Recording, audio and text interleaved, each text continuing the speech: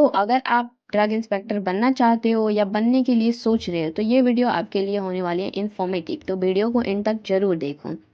तो सबसे पहले हम समझेंगे कि ड्रग इंस्पेक्टर आखिर होते कौन है, इनकी काम क्या होती है।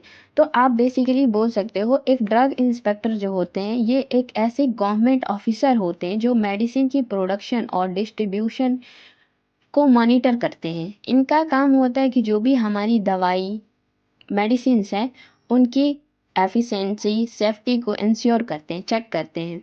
एंड जो भी हमारी दवाई मेडिसिन्स है वो हमारे लीगल स्टैंडर्ड अकॉर्डिंग के अनुसार बनी है कि नहीं बनी है। इसका मतलब कि जैसे आपकी दवाइयाँ क्या होती हैं, फैक्ट्री में मैन्युफैक्चर्स होती हैं। तो फैक्ट्री में मैन्युफैक्चर होती है तो एक ड्रग इंस्पेक्टर क्या करेगा, दवाइयों की सिंपली टेस्ट करेगा। अगर दवाइयाँ हमारी लीगल स्टैंडर्ड के अकॉर्डिंग नहीं बनी होंगी तो क्या करेगा, उसके खिलाफ एक्शन लेगा। तो बेसिकली अभी तक हमने ये समझा कि ड्रग इंस्पेक्टर होते क्या हैं, इनकी काम क्या होती है। तो अब हम देखेंगे कि एक ड्रग इंस्पेक्टर बनने के लिए आपके पास एलिजिबिलिटी क्राइटेरिया क्या होनी चाहिए। एग्जाम कंडक्ट अथॉरिटी, एग्जाम को कंडक्ट कौन करता है, एग्जाम की क्या पैटर्न होती है। एंड एक ड्रग इंस्पेक्टर बनने के लिए अदर जो स्किल रिक्वायर्ड होती है हम उसको भी देखेंगे। एंड इसमें इम्पॉर्टेंस बुक को देखेंगे। एंड आप ड्रग इंस्पेक्टर बन जाते हो तो आपके पास ग्रोथ अपॉर्चुनिटी क्या क्या होती है। तो लेट स्टार्टेड। सबसे पहले हम देखेंगे अपने एलिजिबिलिटी क्राइटेरिया को। तो एलिजिबिलिटी क्राइटेरिया में बात करें तो आप ड्रग इंस्पेक्टर बनने के लिए आपके पास बी फार्म या एम फार्म की डिग्री होनी चाहिए, वो भी आपकी किसी रीऑर्गेनाइज यूनिवर्सिटी से। अब रीऑर्गेनाइज यूनिवर्सिटी मतलब कि आपकी जो भी यूनिवर्सिटी है वो आपकी पीसीआई से अप्रूव्ड होनी चाहिए। अगर हम एज की बात करें तो एज मिनिमम एज आपकी 18 होनी चाहिए और मैक्सिमम 30 ईयर होनी चाहिए। लेकिन कुछ रिजर्व कैटेगरी जैसे एससी एसटी ओबीसी वालों को क्या होती है, एज में कुछ रिलैक्सेशन मिलती है, छूट मिलती है। और सबसे इम्पॉर्टेंट बात, आप इंडियन सिटीजन जरूर होनी चाहिए। देन अगर हम बात करें कि एग्ज़ाम को कंडक्ट कौन करता है, एग्ज़ाम कंडक्टिंग अथॉरिटी। तो एग्ज़ाम हमारी दो लेवल पे होती है, एक हमारी होती है स्टेट लेवल पर और दूसरी हमारी होती है सेंट्रल लेवल पे। तो अगर स्टेट लेवल का बात करें तो स्टेट लेवल के एग्ज़ाम को कंडक्ट करते हैं पीएससी, मतलब पब्लिक सर्विस कमीशन। जैसे आप स्टेट वाइज में क्या होती है एग्ज़ाम होती है, जैसे यूपीपीएससी यूपी के लिए, बीपीएससी बिहार के लिए एंड अदर बहुत सारी। अगर सेंट्रल लेवल की बात करें तो सेंट्रल लेवल पे जो भी एग्ज़ाम होती है उसकी रिस्पॉन्सिबिलिटी हमारी लेती है UPSC, union public service commission. And then हम एग्जाम पैटर्न की बात करें तो एग्जाम पैटर्न आपकी दो वे में होती है, part a and part B.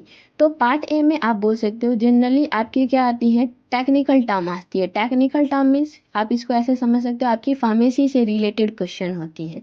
And part B में आपकी जैसे non technical terms, non technical term means कि जैसे रीजनिंग मैथ एम्पलीट्यूड्स, यहाँ पर ये सारी चीज़ें पूछी जाती हैं। एंड देन हम बात करेंगे कि आपकी स्किल रिक्वायर्ड, मतलब कि एक ड्रग इंस्पेक्टर बनने के लिए सिर्फ डिग्री ही नहीं, कुछ इंपॉर्टेंट स्किल भी आपके अंदर होनी चाहिए। जैसे कि आपके फार्माक्यूटिकल जो भी साइंस है उसमें आपकी नॉलेज क्या होनी चाहिए, स्ट्रांग होनी चाहिए। एंड आपकी कम्युनिकेशन स्किल बहुत अच्छी होनी चाहिए। और बेसिकली आप जिस फील्ड में हो उसमें तो बहुत ज़्यादा अच्छी होनी चाहिए।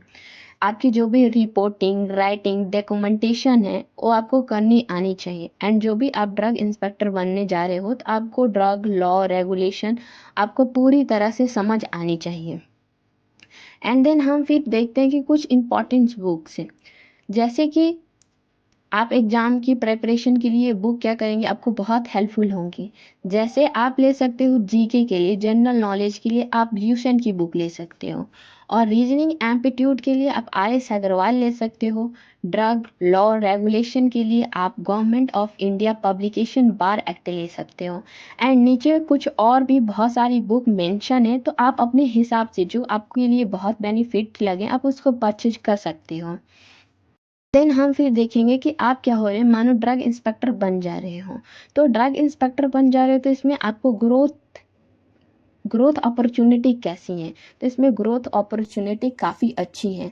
जैसे कि आप ड्रग इंस्पेक्टर से सीनियर ड्रग इंस्पेक्टर बन सकते हो, देन आप असिस्टेंट ड्रग कंट्रोलर बन सकते हो, देन आप ड्यूटी ड्रग कंट्रोलर बन सकते हो। तो बेसिकली ये आपकी रही कुछ ड्रग इंस्पेक्टर के बारे में और एग्ज़ाम की आप कैसे प्रिपरेशन कर सकते हो। तो दोस्तों, अगर आपको ये ड्रग इंस्पेक्टर बनना चाहते हो तो आज से ही अपनी प्लानिंग स्टार्ट करो और इस पे बहुत ज़्यादा मेहनत करने की ज़रूरत है। अगर आप तो thank you for the watching video, like and subscribe the channel.